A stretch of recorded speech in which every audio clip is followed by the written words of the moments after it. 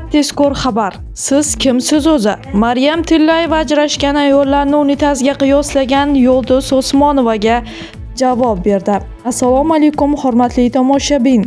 Kanalimizga xush kelibsiz. Yurtimizda va jahonda sodir bo'layotgan eng so'nggi va dolzarb xabarlardan doimo birinchilardan bo'lib xabardor bo'lib turishni xohlasangiz, kanalimizga obuna bo'lib, videolarimiz davomida bir dona like tugmachasini ham bosib qoldirishni unutmang.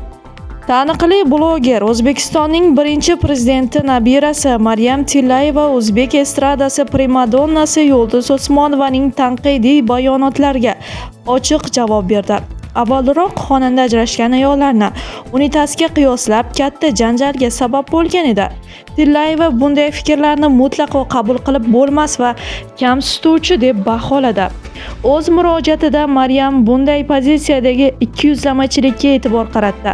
Primadonna maqomiga ega ayoldan bunday so'zlarni eshitish mutlaqo noo'rin. Ayollar bir-birini haqorat qila boshlasa, jamiyat halokat sari ketadi.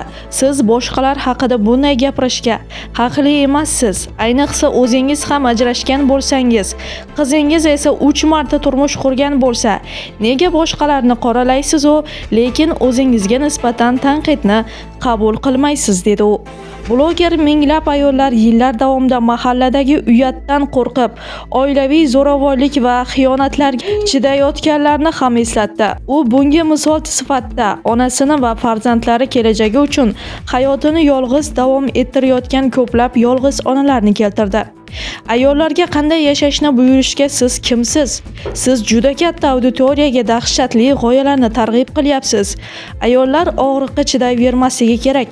Ular o'zini va farzandlarini tanlashi lozim. Sizga esa chin dildan professional yordam olish uchun psixologga murojaat qilishingizni maslahat beraman deya qat'iy fikr bildirdi Maryam Tillayeva. Hurmatli tomoshabin, video haqida o'z fikrlaringizni izohlarda yozib, kanalimizni yo'qotib qo'ymaslik uchun obuna bo'lib qo'yishni ham yodingizdan chiqarmang.